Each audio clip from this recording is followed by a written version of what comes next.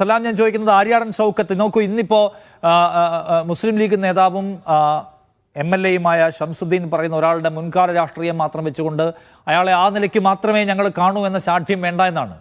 ആര്യാടൻ ഷൗക്കത്തിൻ്റെത് കേവലമായ ആര്യാടൻ ഷൗക്കത്തിൻ്റെ ഇച്ഛാഭംഗത്തിൻ്റെ മോഹഭംഗത്തിൻ്റെ പ്രശ്നം മാത്രമാണോ, അതോ മലപ്പുറം DCC-യിലാകെ ആ എതിർപ്പിൻ്റെ സ്വരം പടർത്താൻ അദ്ദേഹത്തിന് കഴിഞ്ഞിട്ടുണ്ടോ?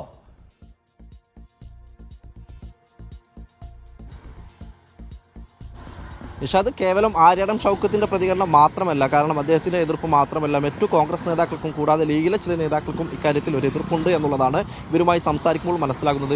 പരസ്യ പ്രതികരണത്തിൽ ആരും തയ്യാറല്ലെങ്കിൽ കൂടി അവരോട് സംസാരിക്കുമ്പോൾ അവർ കൃത്യമായി ഈ നിലവിൽ ഒരു നല്ല ഐക്യത്തോടു കൂടിയാണ് ജില്ലയിലെ കോൺഗ്രസും UDF സംവിധാനവും മുന്നോട്ട് പോകുന്നത്. അതുകൊണ്ട് തന്നെ അൻവർ വരികയാണെങ്കിൽ ഒരു പക്ഷേ അദ്ദേഹത്തിന് ഏതെങ്കിലും തരത്തിലുള്ള എന്തെങ്കിലും ബുദ്ധിമുട്ടുണ്ടാവുകയാണെങ്കിൽ അദ്ദേഹം പരസ്യമായി നേതാക്കൾക്കെതിരെ കുറെ കൂടി ശക്തമായ നിലപാടുകൾ അദ്ദേഹത്തെ മെരുക്കി കൊണ്ടുപോകാൻ ഒരു ബുദ്ധിമുട്ടുണ്ട് എന്നുള്ളത് തന്നെയാണ് കോൺഗ്രസ് നേതൃത്വം വിലയിരുത്തുന്നത്. ആ തരത്തിൽ തന്നെയാണ് മറ്റു നേതാക്കൾക്കും ഇക്കാര്യത്തിൽ ഒരു ആശങ്കയുണ്ട് എന്നുള്ളതാണ് മനസ്സിലാക്കുന്നത്. ഏതായാൽ ആര്യാടൻ ഷൗക്കത്ത് കുറെ കൂടി അത് പരസ്യമായി അദ്ദേഹത്തിന്റെ പ്രതികരണം, അദ്ദേഹത്തിന്റെ എതിർപ്പ് പരസ്യമായി അറിയിക്കുന്നു എന്ന് വേണം മനസ്സിലാക്കാൻ. കാരണം അദ്ദേഹത്തിന് ഈ ചോദ്യത്തിന്, അതായത് ഇന്നലെ ഉണ്ടായ പ്രതികരണത്തിന് പിന്നാലെ തന്നെ സോഷ്യൽ മീഡിയയിലൊക്കെ തന്നെ ആര്യാടൻ ഷൗക്കത്ത് ഒരു പക്ഷേ നിലമ്പൂർ സീറ്റ് നഷ്ടമാകുമോ എന്ന ആശങ്കയിലാണ് അദ്ദേഹത്തിന്റെ എതിർപ്പെന്ന രീതിയിലുള്ള ചർച്ചകൾ പുരോഗമിച്ചു വന്നിരുന്നു. അദ്ദേഹത്തിനെതിരെ സൈബർ അറ്റാക്ക് അടക്കമുള്ള കാര്യങ്ങളുണ്ടായിരുന്നു. എന്നാൽ അദ്ദേഹം പറയുന്നത് അത്തരം വിമർശനങ്ങളെ മുഖവിലേക്ക് എടുക്കുന്നില്ല. കാരണം നിലമ്പൂർ സീറ്റിൽ മത്സരിക്കുക എന്നുള്ളത് അത് ഏതായാലും ഏത് രാഷ്ട്രീയ നേതാവിനെതിരെയും ഉണ്ടാകുന്ന ആരോപണങ്ങൾ അല്ലെങ്കിൽ വിമർശനങ്ങളാണ്. ആ രീതിയിൽ മാത്രമാണ് അതിനെ കാണുന്നത്. അതല്ലാതെ ഈ ഒരു ആശങ്ക മാത്രമല്ല ഉള്ളത്. ഈ ജില്ലയിലെ നിലവിലുള്ള ഐക്യത്തിൽ ഏതെങ്കിലും തരത്തിലുള്ള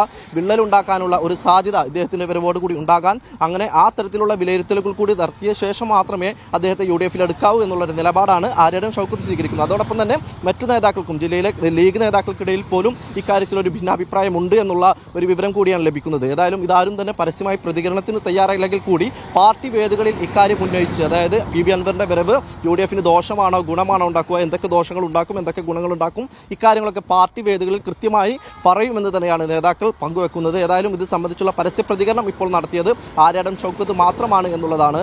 ഏതായാലും ഇക്കാര്യത്തിലുള്ള കൂടുതൽ എതിർപ്പ്, അതായത് കൂടുതൽ നേതാക്കളുടെ പരസ്യ പ്രതികരണങ്ങൾ ചിലപ്പോൾ ഒരു പക്ഷേ വരും ദിവസങ്ങളിൽ ഉണ്ടാകാം. UDF പ്രവേശനത്തിനുള്ള ഒരു കുറെ കൂടി ശക്തമായ അല്ലെങ്കിൽ കുറെ കൂടി സജീവമായ ചർച്ചകളിലേക്കോ കാര്യങ്ങളിലേക്കോ നീക്കുപോക്കുകളിലേക്കോ പോവുകയാണെങ്കിൽ ഒരു പക്ഷേ നേതാക്കളുടെ കൂടുതൽ പ്രതികരണങ്ങൾ, എതിർപ്പറിയിച്ചുകൊണ്ടുള്ള പ്രതികരണങ്ങൾ ഉണ്ടാകാനുള്ള ഒരു സാധ്യത കൂടിയാണ് നിഷാദ് കാണുന്നത്.